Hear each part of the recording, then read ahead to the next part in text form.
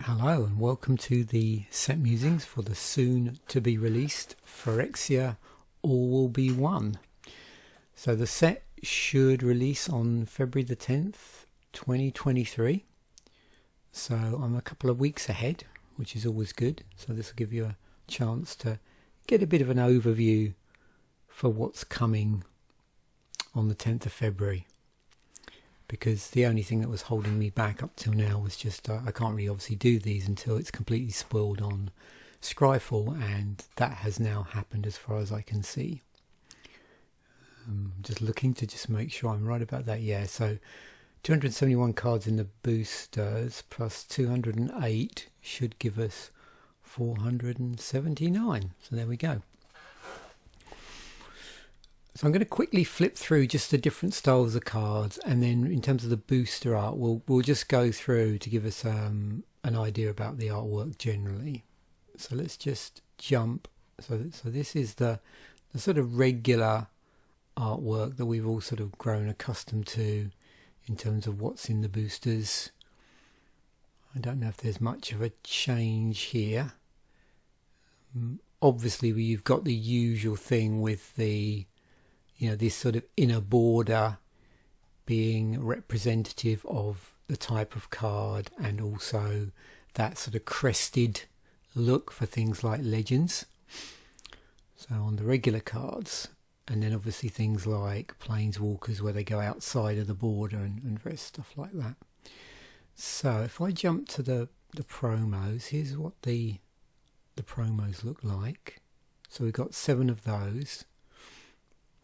And there's the buyer box, and then these showcase cards.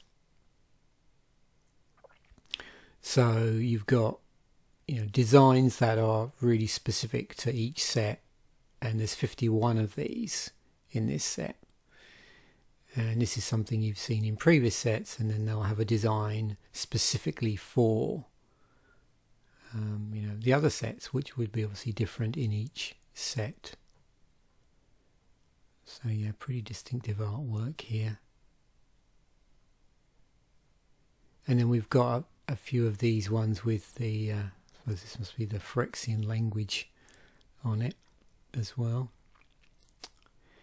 Then the borderless planeswalker cards, there's 10 of those. So it seems to be there's a sort of black and white or grayscale sort of alternative artwork present in the set. And then these oil slick foils, 25 of these, and my understanding is they have quite an unusual foiling effect on the cards. I'll include a link to the MTG Wiki the MTG Wiki article, because I believe there's a little bit in there about the foiling as well.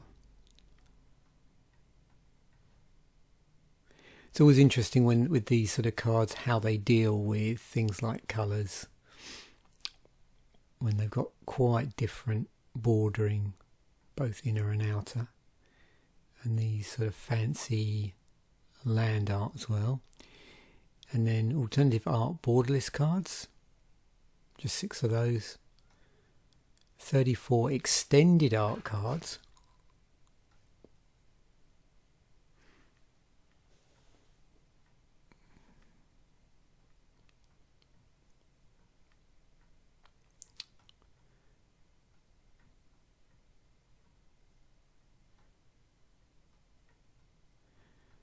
There's 5 cards specific to Jumpstart.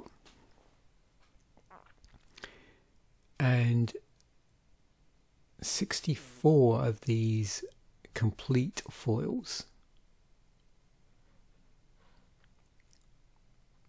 as well. So yeah, just so many variants now.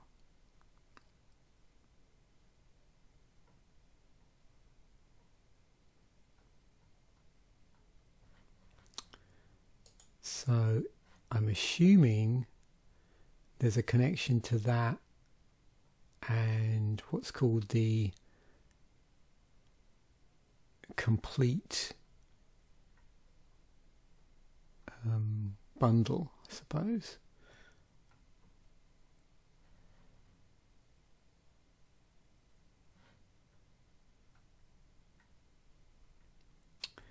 There's also something relevant to the set called completion, which is a state of Phyrexian maturity and perfection.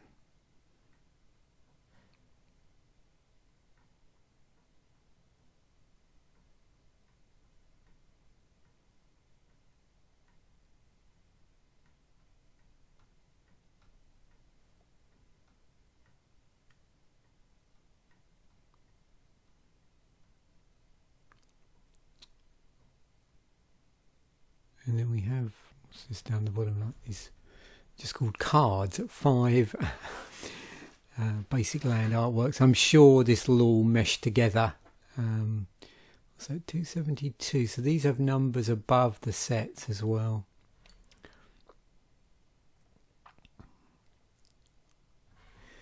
Anyway, let's get on to what this really is about, because I like to go through the artwork just so you're aware of it, but it's not predominantly what these set musings are all about. They really are about just the basic core of the set,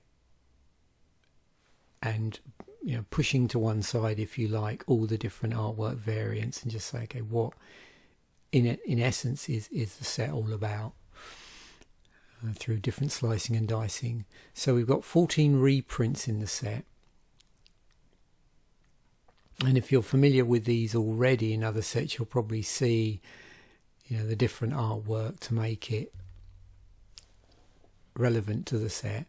And then we've got 252 cards which are not reprints.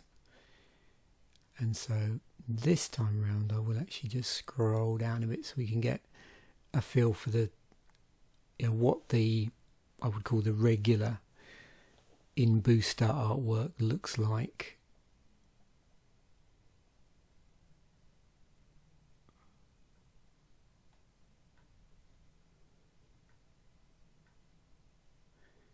And no doubt you can see we've had Phyrexian themed sets before. It's interesting because I suppose it would make sense. This very much reminds me of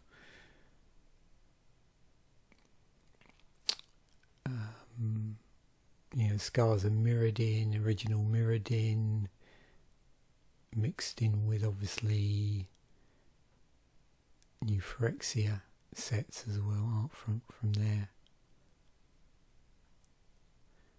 But it does have, there is a bit of a different twist to this actually. I think I've pointed this out before, and I don't know when this started, but a lot of the artwork now has a lot more depth to it. That where the main focus of the art really pops. Now, obviously I'm looking at this on a computer screen. It would be interesting, I suppose, to see whether that's the same in paper, but unfortunately I'm not buying sets anymore, so that's not likely to happen any time soon. But just on screen there is quite a different quality to it, and it's definitely much more depth, much more dimension to the artwork now. And as I've said, I think that's something that started in previous sets. It's not the first time I've seen this.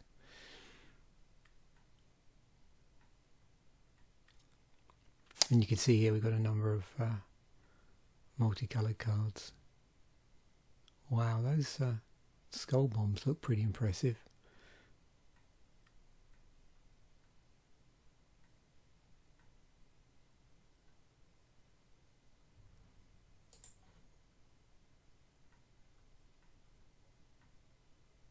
Yeah, I do still really like the regular artwork for all the other fancy stuff. It does the stuff that I really actually enjoy. So in terms of the colour, like slicing through with colours, so we have 20 cards in the set that are completely, I I won't say devoid because that's a specific thing in magic, but they have no colour because the casting cost is mana of any colour, and any of the activation costs are, so that makes its colour identity colourless. Some of these do generate mana of any colour as well, but they don't specifically have a colour for an activation cost.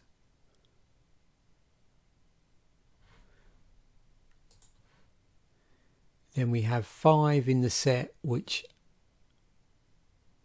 you can cast with any colour but have specific colours in the activation cost. And then there's 200 monocolour cards with a colour identity of 1. There's nothing in the set where the casting cost is a single colour and then there are other colours in activation costs, or there's more than one colour as an activation cost. It's like a different colour. There are 25 cards where there's 2 colours in the casting cost.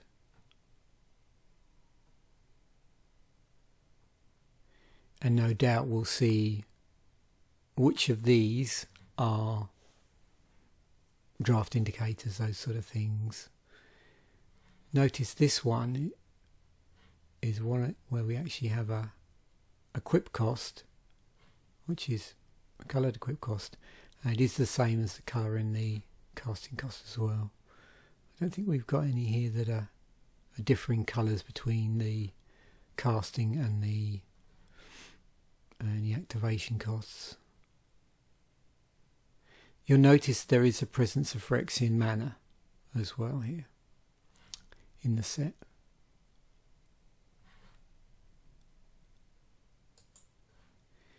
And then we have this interesting 4 colour card. So that's the only card in the set where there's a number of colours above 2.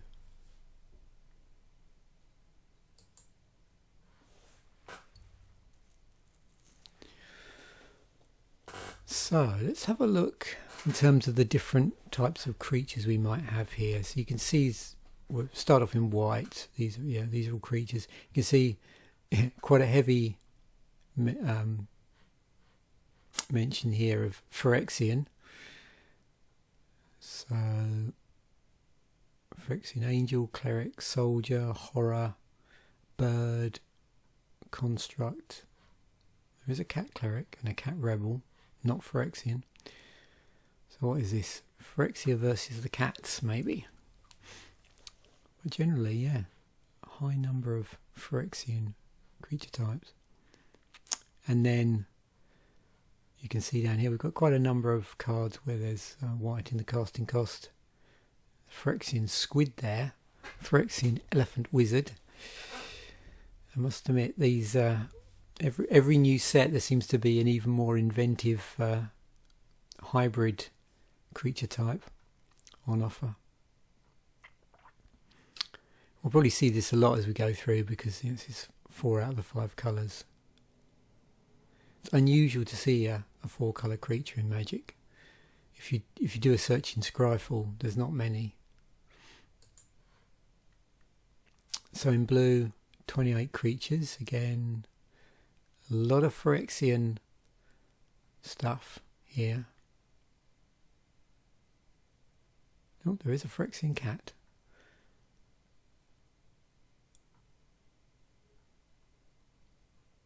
So it's more a case, I suppose, of spot the stuff that isn't Phyrexian. And it looks like all the blue creatures that are mono blue. Oh yeah, some sort of Phyrexian hybrid. Wizards, drones, rogues, drakes, sphinxes, horrors, jellyfish.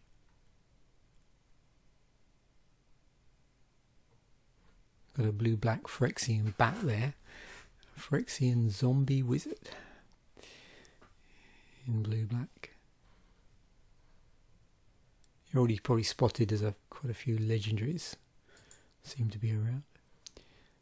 So in black, Phyrexian rat, demon, insect, construct, imp, warrior, skeleton, another rat, warlocks. I was going to say I haven't spotted the Phyrexian vampire unless I'd missed it, but there's one down here.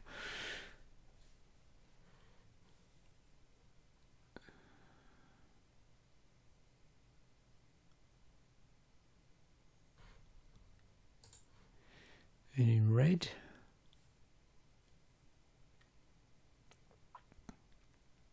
oh, there's an ogre rebel. It's not Phyrexian. So ogre rebels and goblin rebels.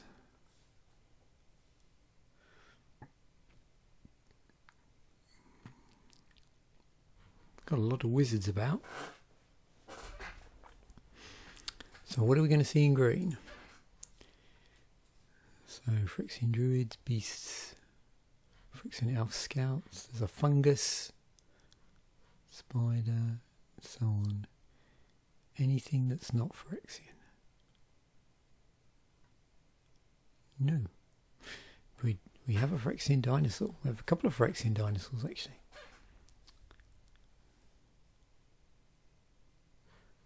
Looks like we've got a human scout here.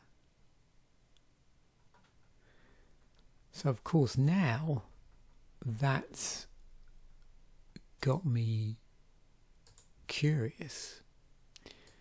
So if we do this, it'd be interesting to see creature types or cards where they're not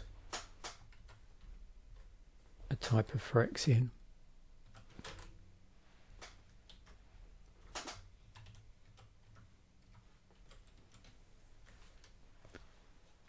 Here we go, 11 cards that aren't, don't have, or 11 creature cards, should I say, that don't have Phyrexian as a creature subtype.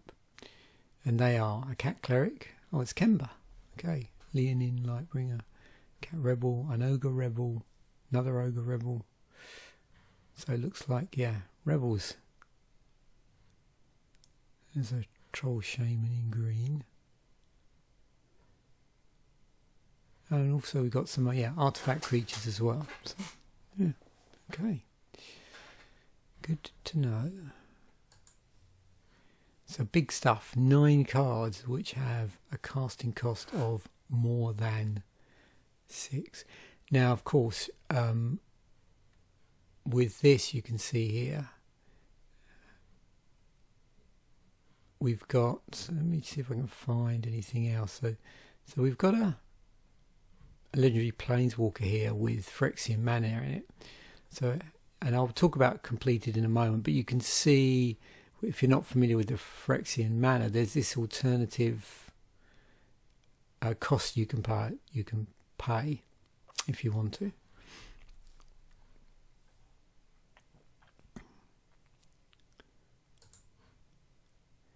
So oil is a thing in the set. The things to look out for in this set in terms of sort of themes and mechanics and all those good stuff is oil counters, proliferate, poison counters, rebels, spheres, corrupted, for Mirrodin and toxic.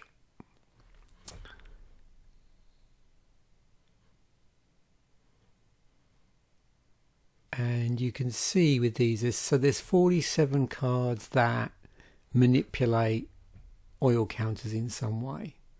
And you can see some enter with an oil counter on it, some, an oil counter gets added when something else triggers.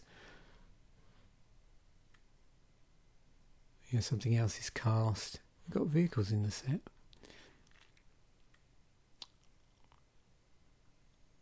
But you'll also notice those oil counters can be used, as a resource.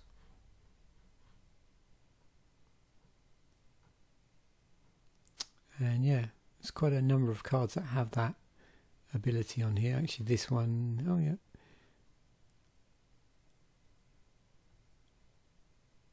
So yeah, again, sometimes you'll get cards like this which care about other cards having oil counters, or other times we've seen counters. So, or the casting cost is affected by oil counters. I think you get the gist. And we have proliferate, which we've seen before. So with proliferate, you choose any number of permanents and or players and then give each another counter of the kind already there. And you can see with some of these, it proliferates just literally stapled, on as part of some other spell, or it's based on some other condition. So this one, when it enters the battlefield, you can tap this if you want, and if you do, it proliferates. If you don't, then it doesn't. Whereas this one, it's just like added on as the rest of the spell. We've also got interesting ones like this where we have it's imparting an extra planeswalker ability. So planeswalkers you control have 0 proliferate and -12. Take an extra turn after this one.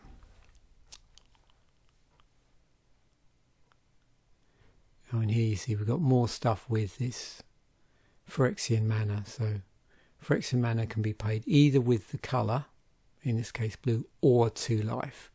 So you can do 1 of any colour and then 2 blue, or 1 of any colour and then a blue and 2 life, or 1 of any colour and then 2 lots of 2 life. Combinations thereof, and then here's another one in the casting cost. Now you can see here the way it's done in this one, you've got this completed business. So with completed, the Phyrexian mana can be paid with either black or 2 life. If life was paid, this planeswalker enters with 2 fewer loyalty counters. So with the planeswalkers, you can see there's a twist there that punishes you for going down the 2 life route.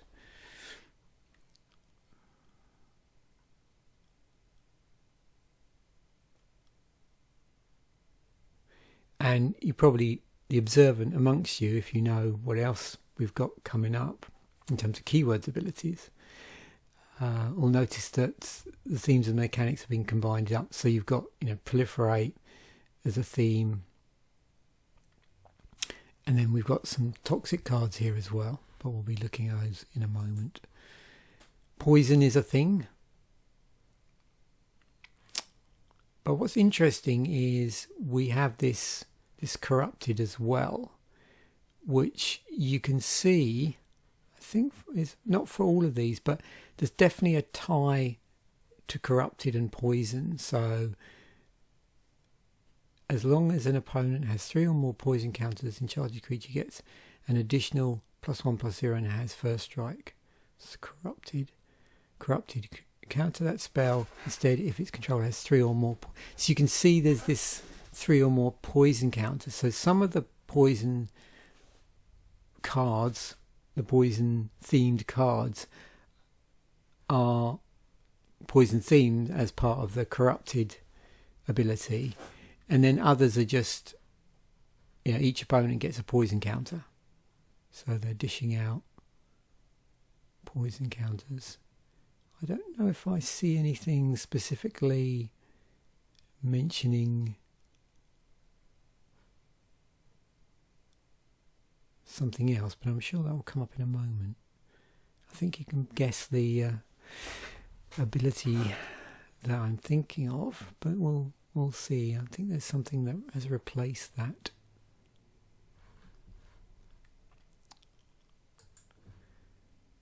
And yeah, so here's some of the cards we looked at earlier where we were trying to work out like how many non-Phyrexian cards they were.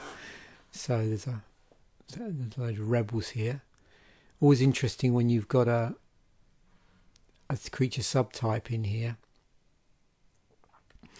you know, what rarities they're at in terms of your drafting or playing,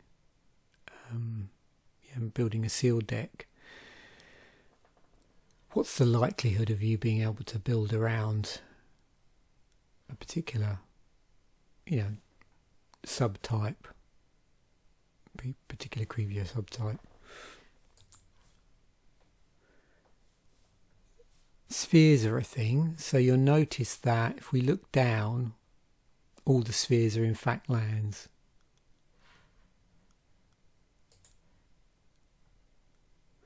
So this is a non-basic land type used for cards that depict the spheres of New Phyrexia, and they've been introduced specifically for this set. So oil counters are a new thing, and spheres are a new thing.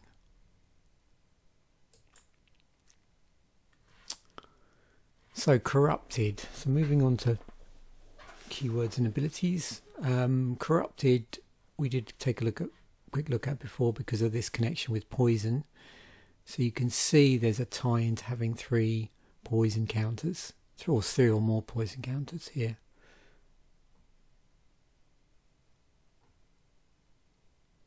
And then various,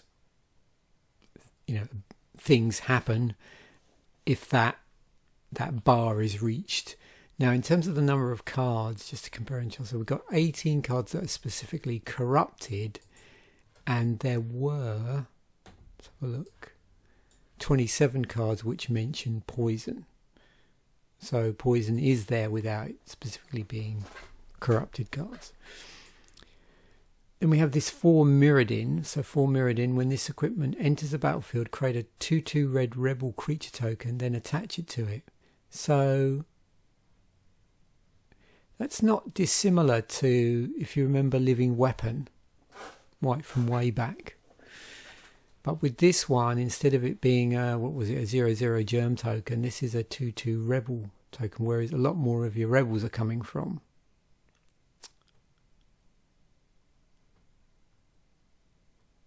So another place where this rebel theme is in amongst the equipment.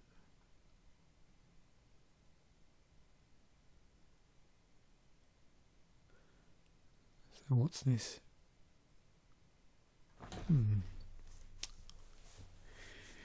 Red, white, blue, green rebels. And we have toxic. So if you've seen poison before, and you've seen infect, I suspect. And this time round, we don't have infect, but we have toxic. So you can see here, there's toxic and then a number. So we'll use this example, toxic 1. Players dealt combat damage by this creature also get a poison counter, which is slightly different than infect, because if you remember with infect was tied, I believe, to the power of the creature. And also it would give, so creatures dealt combat damage. So how it worked was, with infect, was players that were dealt combat damage, that would give them a poison counter. But if it was blocked by a creature, and I'm talking about an infect creature here, it would get these counters on it. But this appears that it's only players dealt combat damage by this creature also get a poison counter, and there's no link to the power. And so it looks like it just does damage in the usual way. There's nothing strange going on in that department. Because you can compare and contrast that. So 52 cards with toxic, just to give you a better idea if you're not familiar with what I'm talking about. And just to make sure I've actually got this right, because you know I sometimes get these things wrong.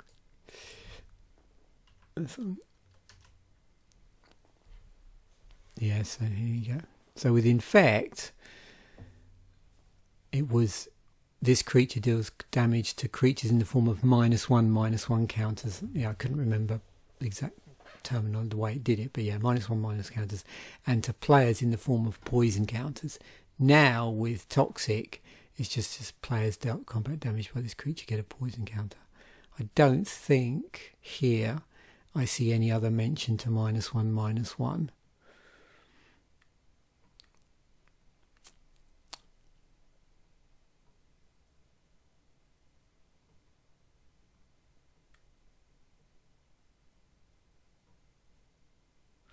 So yeah, we've got oil counters, we've got poison counters on players. Interesting.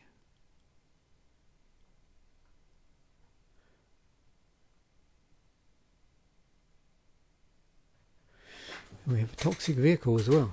Cool.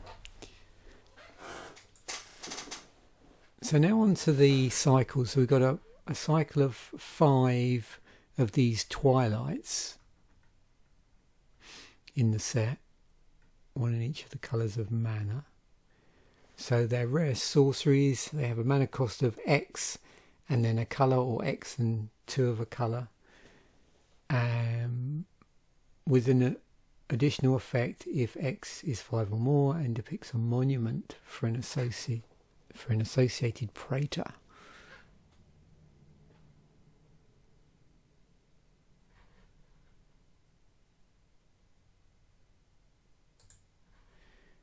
Then we have these domini. So each of these legendary Phyrexian horrors costs X and then 2 of a certain colour, and represents the dominus of New Phyrexia, living monuments to the ideologies of each praetor. Each has a first ability that doubles an effect and a second ability that costs 2 Phyrexian mana to place an indestructible counter on them. Sounds like fun.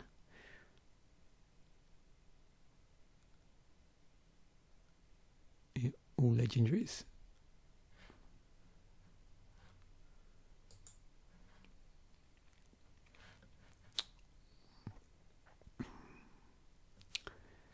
Oil containers, as they're referred to on MTG Wiki. So 5 uncommon artifacts, each of them with an oil counter generating triggered ability and an oil counter related activated ability. Actually, that's not entirely true. The first one is actually a rare. But you can see here we've got something that is creating, if you like, those oil counters, and then something else that is using those oil counters. Cycle of skull bombs. And if you remember earlier, I was particularly taken by this artwork. So each of these common artifacts can be sacrificed for 1 at instant speed, or with an on-colour effect for X and then a colour at sorcery speed. Both effects drawing a card. Each is named for the realms of each praetor and vaguely resembles the head of each of them.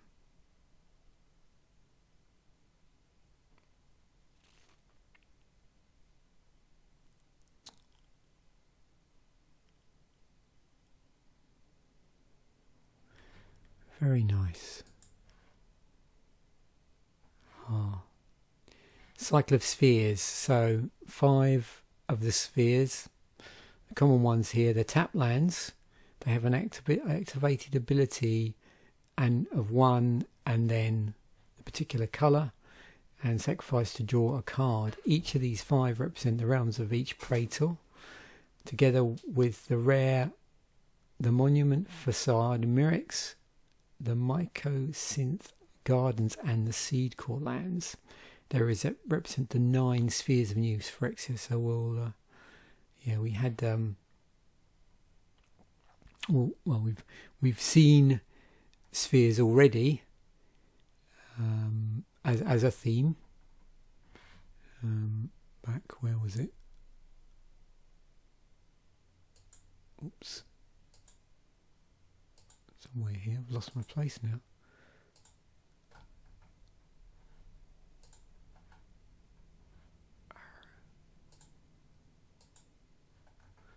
Or did we? Oh, there we go, yeah. So yeah, 9 in total. But, 5 are part of this cycle. Oh, so I'm getting rather wobbly here. There we go, it's better. And then we have another cycle of 5 lands. These are at rare, and these are the fast lands. So rare allied tap lands that enter the battlefield tapped unless you control 2 or fewer other lands. They've been reprinted from Scars of Mirrodin, so no surprise. Different artwork though. And very nice. Double cycles, there's 2 of them in the set. There's 10 rare legends, so 10 rare dual coloured legendary creatures.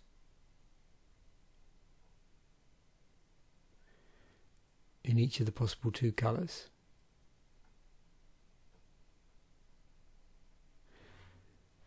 The other thing is, remember when I do these set musings, I only tend to reference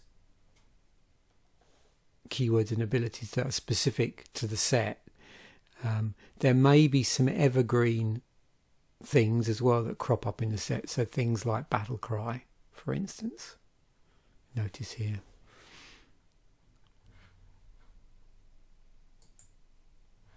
Then we have 10 gold signposts, so 10 uncommon dual coloured cards, each a signpost for a draft archetype. And are they all? Yeah. Oh, actually, one's a piece of equipment. So it's red, white rebels, I suppose.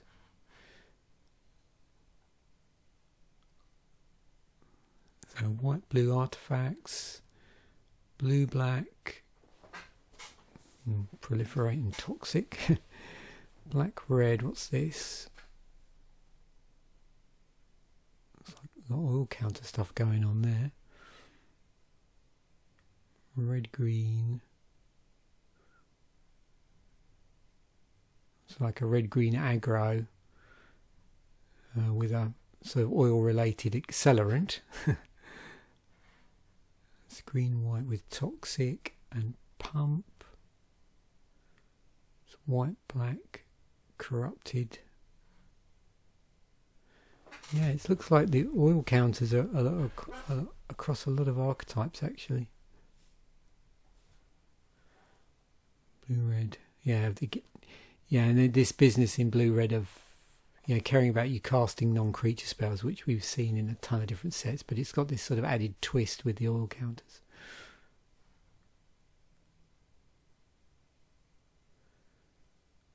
Black-green, poison, and there's the rebels, and then this green-blue. Toxic and proliferate. So I suspect with these there's probably some quite nice overlapping colours as well. What's that, like black, blue, black, green, blue. Toxic and proliferate. Okay, 20 mythics in the set. Mixture of things, legendary creatures, planeswalkers, enchantments. Looks like we've got a number of planeswalkers in the set actually. We'll get to look at those in a moment. Our basic lands. So you can sort of see here they're sort of spread about the set based on different treatments. So you've got this regular art set which has numbers above the in booster set number, and then you have these here as well. So this would be within in booster set numbers, and then another one where it's above.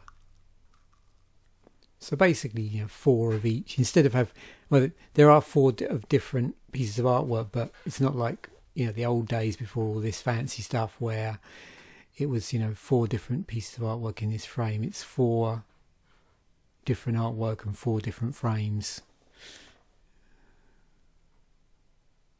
Although it looks like some of this might be, well, I don't know, more a reimagining than a focusing in, actually. Just a different perspective, I suppose.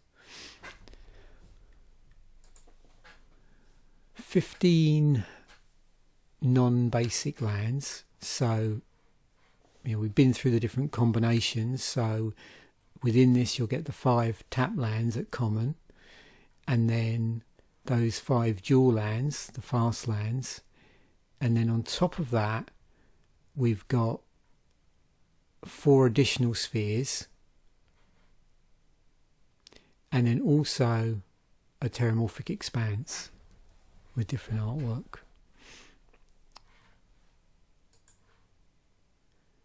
There's 10 planeswalkers in the set. So it looks like we've got 1 in each colour, of which 3 of them are this sort of completed, where you can pay with either black or 2 life, but instead of the usual thing you get with Phyrexian mana, there's additional thing here for these planeswalkers where this planeswalker enters the battlefield with 2 fewer loyalty counters if you do choose to go down the life route. You notice the white and the red, and we've seen that white-red is rebels, don't have Phyrexian mana of this completed business.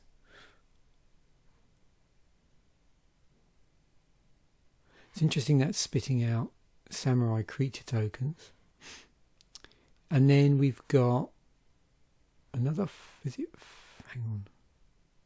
another 5.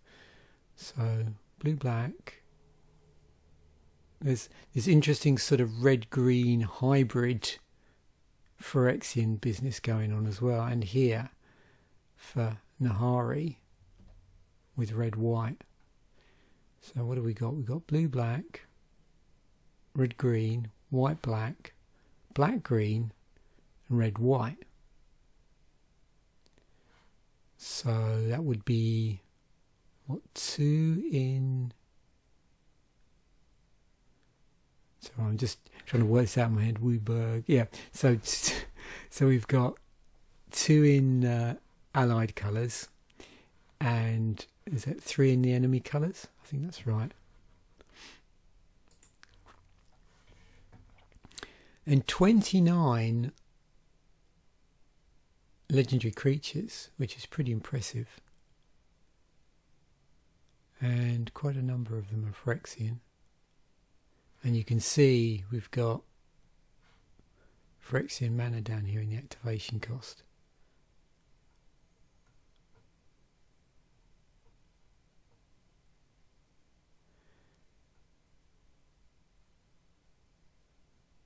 That was a legendary artifact. Oh yeah, so not just creatures, but we do have a legendary artifact down here as well. Anything else that's not a creature? Probably jumped in too quickly there and assumed they were creatures. No. Wow. Yeah, I just wanted to bring this up again because I was curious. So, green, white, blue, black, flying, vigilance, death touch, lifelinks. So we've seen a Atraxa before in one of the commander decks. At least that's where I remember it from. Remember when they did those 4 colour commanders where they did have a 4 coloured legend, because previously the only 4 colour creatures in Magic before them were not legends. But for that commander deck they had 5 4 colour generals, commanders, and then they also had the other way they achieved it with the commanders, because you had a choice of commanders, was they had partner, I believe, if I'm right. So 138 creatures in the set. We've got just 4 enchantments.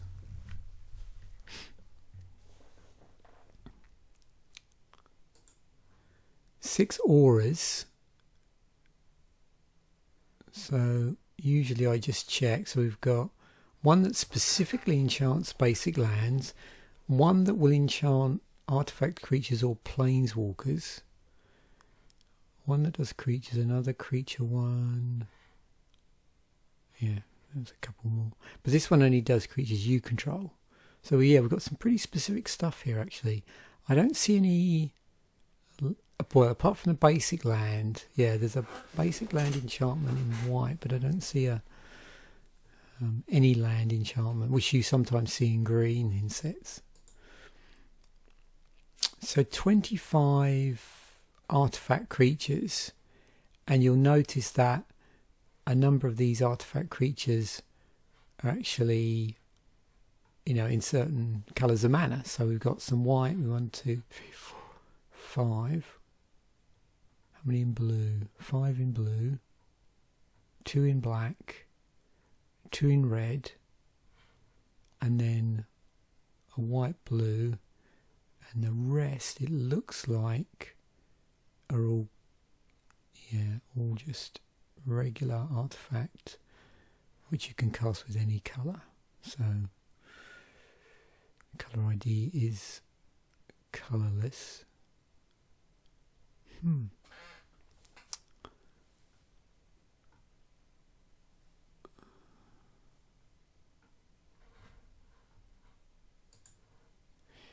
13 pieces of equipment, and we saw that a number of these have this 4 Mirrodin on them.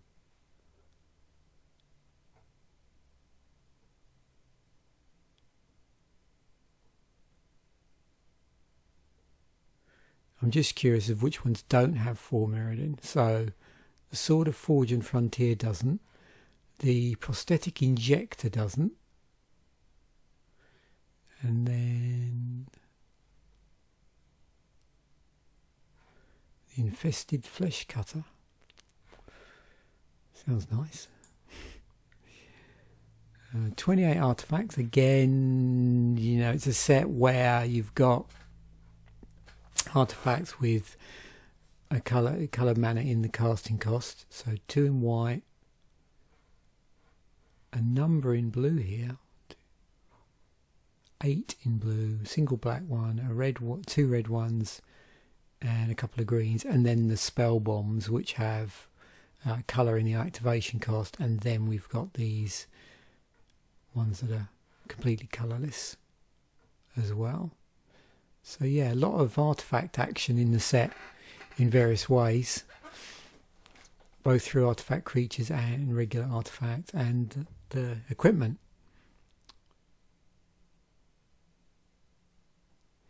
You also see here we do have a vehicle, and I think, is that the only vehicle? Yeah. Oh no, sorry, there's another one there. So Rib Skiff.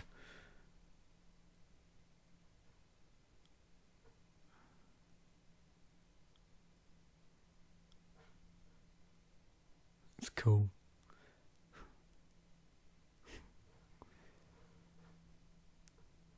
Oh, it's Prophetic Prisms in the set with different artwork. I don't know why that card makes me smile so much. I think one of the early sets I opened, I'm not sure if Prophetic Prism is in 10th edition or not. But yeah, it just reminds me of opening packs, not necessarily, the very earliest packs I've opened retrospectively, but just the earliest packs I opened when they came out, if you like. So it's either got to be something from 10th edition or something from around sort of, I don't know, M10 Zendikar period. onwards, really. Yeah. Okay, 27 instance. So interesting to see this. This would originally have been in, well, the original Mirrodin back in the day, affinity for artifacts. This spell costs 1 less to cast for each artifact you control. I suppose wizards learnt their lessons, and I don't see any artifact lands here.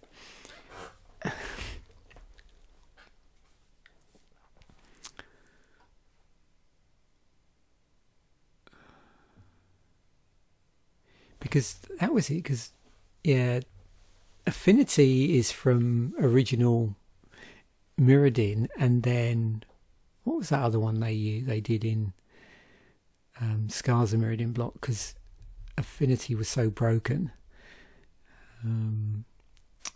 Metalcraft, that was it. So they had an amended affinity Metalcraft that they used in the Scars of Mirrodin block. Yeah, and no surprise here. You know, they've stapled together various things. So I got a bit rambly there, but so we got modal spells. We got +2/+2. What we got white? Yeah, so number of pump spells in white. Interesting here. There's our exile spell. So blue. What's being paired with counter spell? Oh, we got conditional counter here. There's some library shenanigans. Another counter spell. Way of giving people points again to draw a card. Oh, here we go. Yeah. Okay, interesting. Exile spell in black.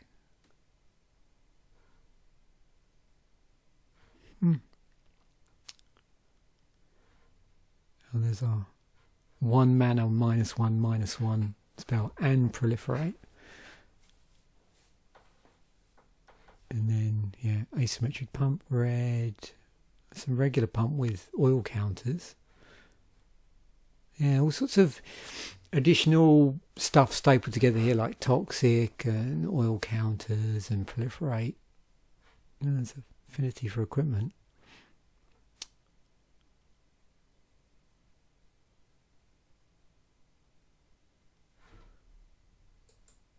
'25 sorcery spells. More exile, life gain. Oh, there's your steel stuff. 3-card draw with proliferate.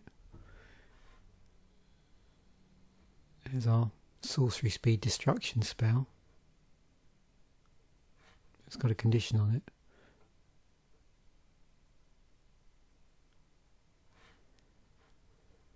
Always fun to see how they handle card draw in black in certain sets. So with this one you get to draw 3 cards. Additional cost is 3 life on top of this, and it's got corrupted on it, so each opponent who has 3 or more poison counters loses 3 life for 3 in a black. Okay, so for 3 in a black and 3 life you get to draw 3 cards and mess with your opponent's poison counters. Mess with your opponent's life based on poison counters. Oh, there's our artifact destruction. Yeah, I've probably said this numerous times in other sets, but I always love it when you get a real strong thematic set and the way in which they combine together, you know, the usual everyday things you see in instants and sorceries in, say, like a core set as an example, then stapled together with the particular set theme. It's always cool how that blends together.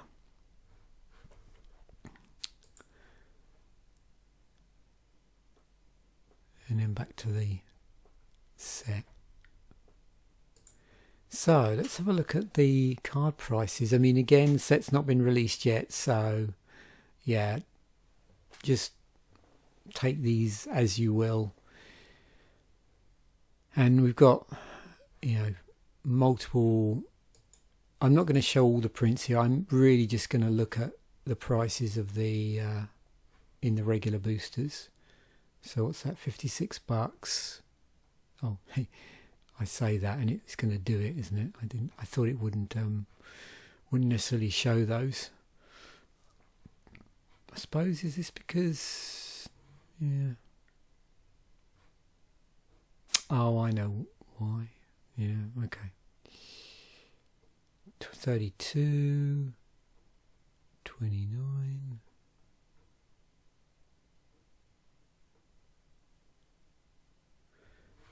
$26. So at this point, yeah, it's difficult to know how much to read into these prices actually. 22. But you can get a feel for what's bubbling to the surface, what people are expecting to be, chase cards, however you want to think of them. This one sort of. So I suppose it is really no surprise to see the legendaries bubbling to the top. Actually, oh, there's all will be one.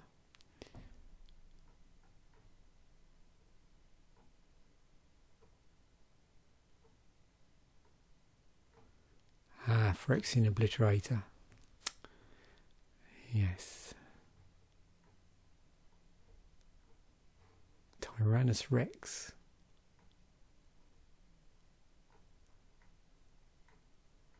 Yeah, so quite a number of these cards, here we go, are above $10. Ignoring obviously the fancy artwork ones, which as you saw up there would can be priced quite expensive. But we don't seem to have any prices on those yet. Why not for everything anyway?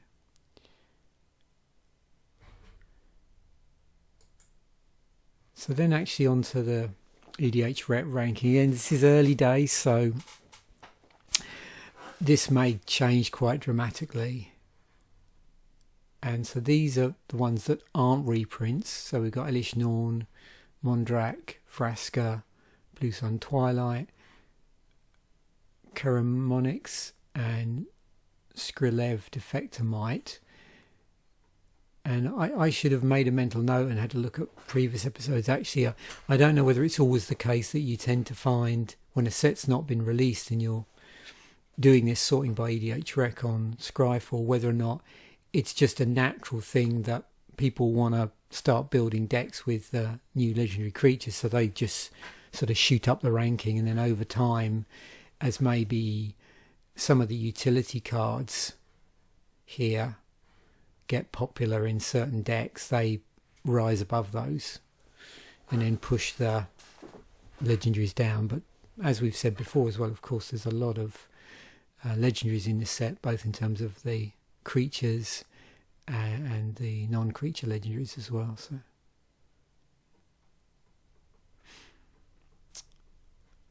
So what there will be a lot more data on the system is, of course, reprints. So Terramorphic Expanse, yeah, not surprised to see that bubble to the top. Phyrexian Arena, Thrill of Possibility. Of course, I didn't spot out Thrumming Bird.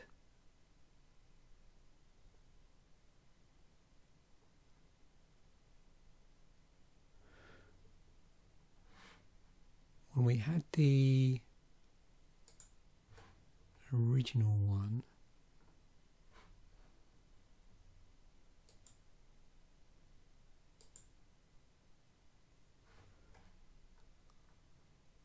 yeah,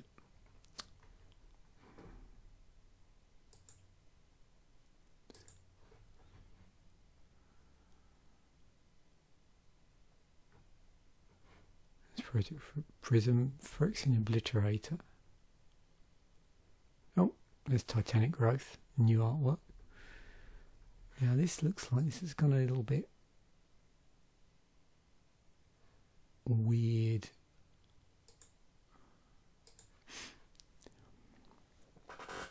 So this is just everything mixed together in the whole set. So we've got Terramorphic Expanse, Phyrexian Arena. So yeah, it's no surprise at this point to see that all the reprints are just pushed right up in the database, and probably we might go quite far, before we start to see these, because there's just so many decks with probably these reprints in them, particularly, like the land and stuff like Terramorphic Expanse and Drumming Bird and so on. So I wouldn't read too much into this section of the video in terms of popularity. It takes, quite a number of weeks for this all to sort of settle out as more and more people experiment with the set. Makes a bit more sense, but I thought it was quite interesting to just look at this point. And then the legendaries in order at the moment. So Elish Norn, Mondrak, Glory Dominus, but you probably got an idea of that because they'd bubbled to the top when we were looking at the set as a whole that weren't reprints. So it definitely looks like it's monocolour legendary creatures over the two colour stuff.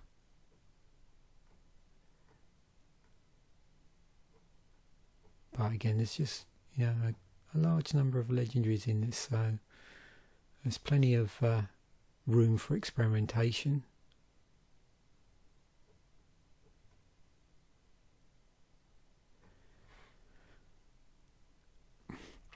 I don't know. Is Juggernaut Tribal a thing? Juggernauts you control attack each combat if able. Juggernauts you control can't be blocked by walls. Other creatures you control have base power and toughness 5/3 and are Juggernauts. Okay. Sounds like fun. So just totally colourless colour identity. So it's all got to be artifact stuff or anything else that would fit into that criteria. I'm curious. Let's have a quick look. Actually, we'll go off at a bit of a side thing. Let's just see what's on here. I'd love to know what people are trying to build with this. So at this point, there's only 85 decks in here. Yeah. What creatures have we got? Oh yeah, Steel Overseer. That's funny, turning Ornithopter into a Juggernaut.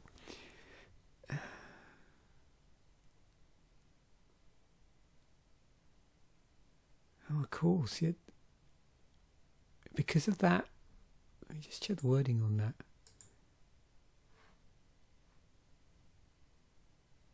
Base power, 5/3. So I suppose you just load up with cheap artifact creatures, and with this in play, which doesn't come out till turn 8, they're 5/3. But of course, there's a whole load of if you get your mana rocks right, then probably get to this. So I'm just trying to think what you need to do. But of course, now we've got the those colourless lands, of course, so it makes life a lot easier. I mean, when I say now, they've been around for a long time. Wastes, that's the word I was trying to think of. Yeah, the wastes. Huh. So I'm going to finish off this just by talking a little bit about the product that's around at the same time. So we've got, as they're always doing now, and have been for a long time, there's no theme decks, no intro decks, none of that business. It's all commander decks. So we've got a white, black, green deck and a white, red deck. I'm not sure if they've been fully spoiled yet.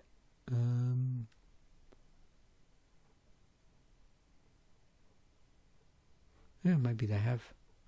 I know last time there was a little bit of a gap for some reason.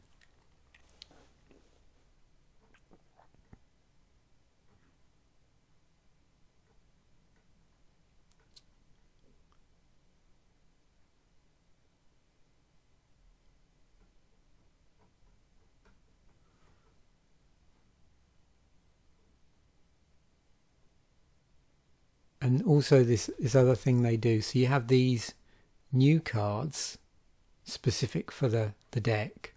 And then additionally, they have cards from Phyrexia All the B1, and what they do there is they put the set symbol and the code on them, so you can spot those in amongst the other cards.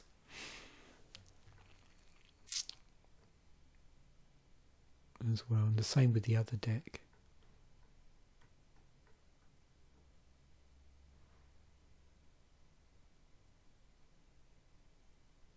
I'm not getting any previews here, I don't think, so I don't know if they are all on Scryfall yet.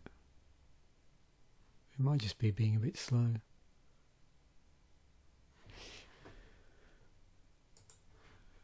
Oh, Jumpstart is a thing, so there's 10 Jumpstart boosters, which are booster packs targeted at players that prefer to skip the deck building phase of the game and prefer to play a quick round of Magic the Gathering with randomised packs.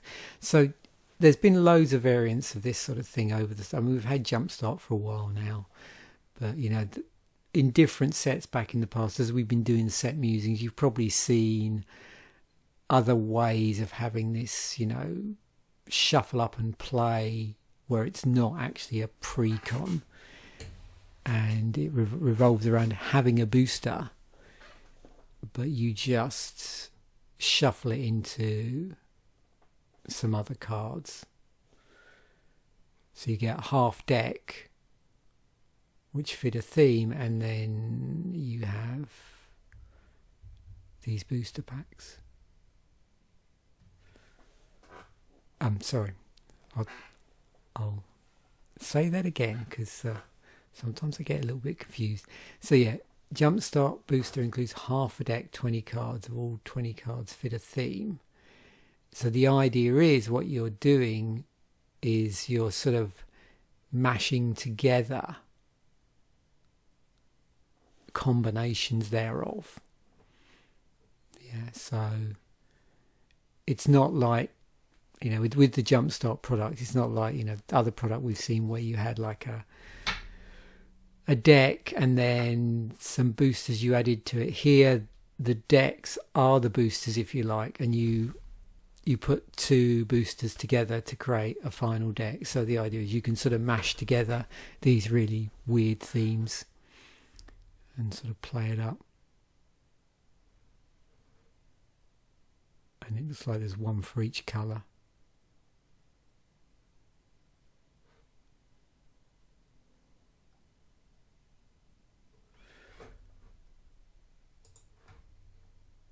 And there is a welcome booster.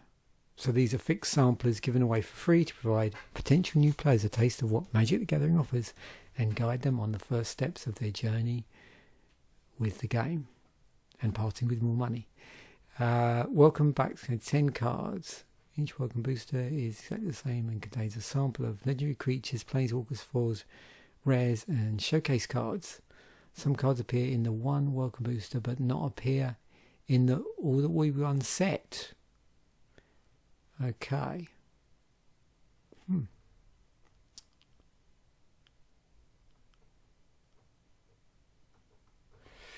So hopefully that was helpful. I always like to try and get these out like a couple of weeks before the set releases if I can, and I was almost there again. So I'm recording this on Friday. I'll try and get it out the day I record it. But the biggest problem I have is obviously I like to wait till it renders up to full HD before I push it out. So thanks once again for watching. Bye for now, and I will catch you in the next video.